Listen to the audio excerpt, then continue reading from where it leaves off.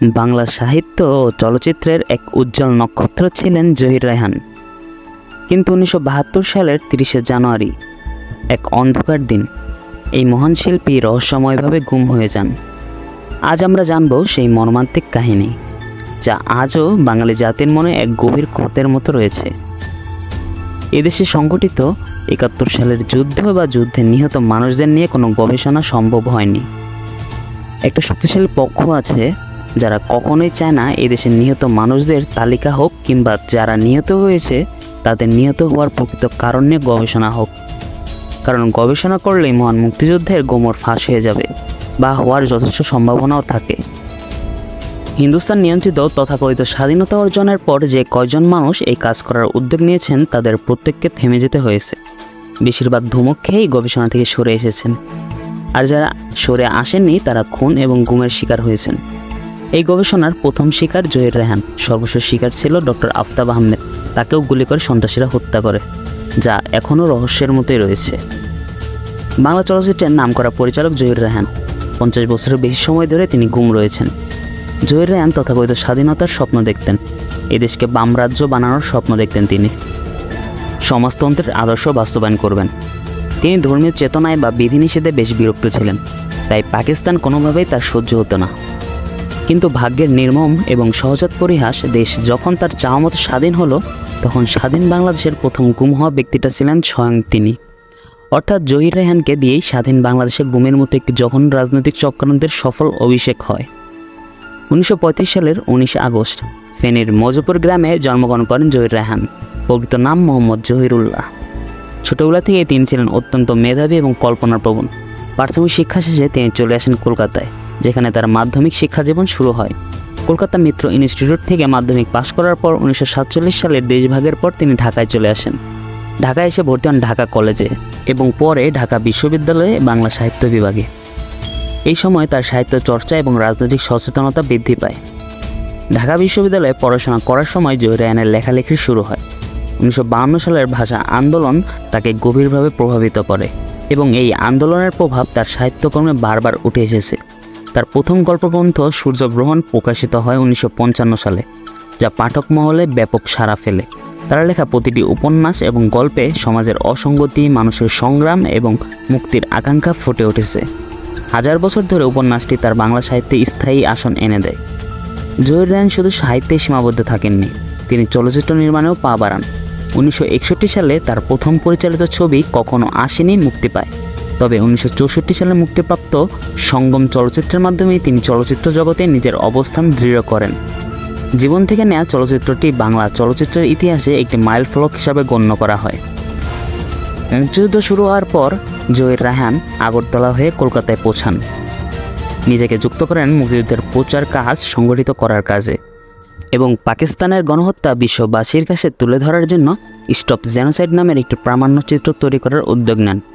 কিন্তু মজার ব্যাপার হলো, যুদ্ধের শরণার্থী শিবিরে মানুষের দুর্দশার চিত্র ও কলকাতায় পালিয়ে যাওয়া বড় বড় নেতাদের আরাম আয়েশের চিত্র তুলতে গিয়ে জহির রায়হান মুজিবনগর সরকারের রোষানলে পড়েছিলেন এবং তাকে বিভিন্নভাবে নিগৃহীত হতে হয়।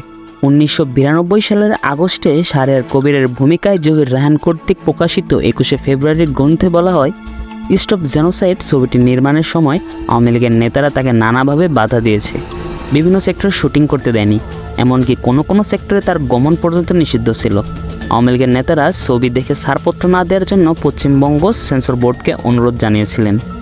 স্টপ জেনোসাইড মুক্তি দেওয়ার প্রতিবাদে 10 সেপ্টেম্বর 1971 সালে কলকাতায় বসবাসরত আওয়ামী সমর্থিত বুদ্ধিজীবী ও সন অফ পাকিস্তান চলচ্চিত্রের পরিচালক ফজলুল হক, যিনি কিনা চ্যানেল আইয়ের ফরিদুর রেজা সাগর ও কেকা ফেরদৌসির বাবা, অস্থায়ী রাষ্ট্রপতি সৈয়দ নজরুল ইসলামের কাছে একটি চিঠি লেখেন, যেখানে প্রামাণ্যচিত্রটির বিরুদ্ধে ব্যবস্থা নিতে এবং বন্ধের ব্যাপারে অনুরোধ জানিয়েছিলেন তিনি। সম্পূর্ণ চিঠিটি ছাপা আছে বাংলাদেশের স্বাধীনতা যুদ্ধের ইতিহাস ও দলিলপত্রের 3য় খণ্ডে, পাতা 127 থেকে 128। বাংলাদেশ স্বাধীন হলে 1971 সালে 17 ডিসেম্বর জহির রায়হান ঢাকায় ফিরে আসেন। ফিরে এসে শুনলেন তার অগ্রজ শহীদুল্লাহ কায়সার 14 ডিসেম্বর থেকে নিখোঁজ। তার উদ্যোগে বেসরকারি বুদ্ধিজীবী হত্যা তদন্ত কমিটি গঠিত হয়। বুদ্ধিজীবী হত্যাকাণ্ড সহ অন্যান্য ঘটনার প্রচুর প্রমাণাদি তিনি সংগ্রহ করেন এবং সংবাদ সম্মেলনে ঘোষণা করেন যে তার সংগৃহীত প্রমাণাদি প্রকাশিত হলেই অনেকের কুকীর্তি ফাঁস হয়ে যাবে। while a military unit was moving for an operation. After destroying and killing people, they were taking shots by a movie camera of the dead bodies. After স্বাধীনতা যুদ্ধ চলাকালে ভারতের মাটিতে আওয়ামী লীগের স্থানীয় ব্যক্তিবর্গের মুক্তিযুদ্ধ বিরোধী কর্মকাণ্ড, বিভিন্ন হোটেলে বিলাসবহুল ও আমোদ ফুর্তিময় জীবনযাপন, রাজনৈতিকভাবে প্রতিপক্ষ আওয়ামী আদর্শে বিশ্বাসীন বাঙালিদের নির্মূল করার ষড়যন্ত্র প্রভৃতির প্রমাণ্য দলিল জহির রায়হান কলকাতা থাকাকালে সংগ্রহ করেছিলেন। বড় ভাই শহীদুল্লাহ কায়সারের নিখোঁজ ও বুদ্ধিজীবী হত্যাকাণ্ডের ঘটনাবলী তাকে বিচলিত করে। এসব ঘটনা তার পূর্বেকার রাজনৈতিক বিশ্বাসের ভিত নাড়িয়ে দেয়।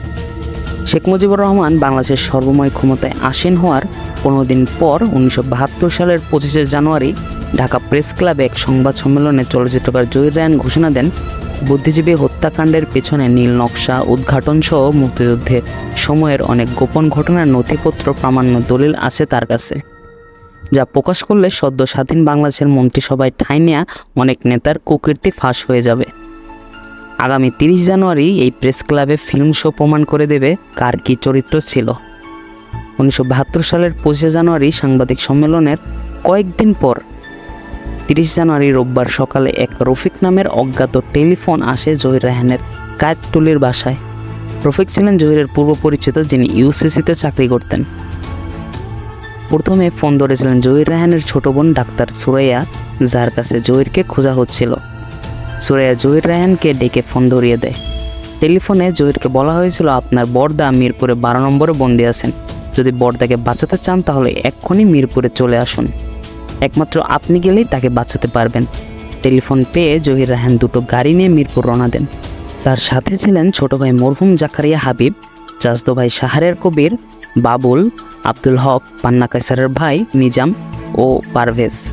মিরপুর 2 নং সেকশনে পৌঁছার পর সেখানে অবস্থানরত ভারতীয় সেনাবাহিনী, বাংলাদেশ সেনাবাহিনী, ইস্ট বেঙ্গল রেজিমেন্ট এবং পুলিশ বাহিনীর সদস্যরা নিরাপত্তার কারণ দেখিয়ে জহির রায়হানের টয়োটা গাড়ি, যার নাম্বার ঢাকা ক 9771 সহ থাকতে বলে এবং অন্যদেরকে ফেরত পাঠিয়ে দেন।